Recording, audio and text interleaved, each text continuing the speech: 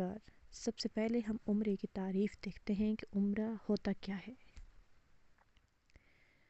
مقررہ دنوں یعنی ایام حج کے علاوہ مخصوص عبادات کے ساتھ اللہ تعالیٰ کے گھر کی زیارت کرنے کو عمرہ کہتے ہیں، یعنی میقات سے احرام باندھنا، 2 نفل نماز پڑھنا اور عمرہ کی نیت کے بعد تلبیہ، طواف، سعی اور حلق کرانا عمرہ کہلاتا ہے۔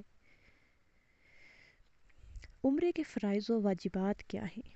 عمرے کے 2 فرائض ہیں۔ نمبر 1، حدود حرم کے باہر سے احرام باندھنا اور دوسرا طواف کرنا، یعنی یہ دونوں لازمی ہیں، اگر یہ چھوٹ جائیں تو عمرہ باطل ہو جاتا ہے۔ عمرے کے واجبات کیا ہیں؟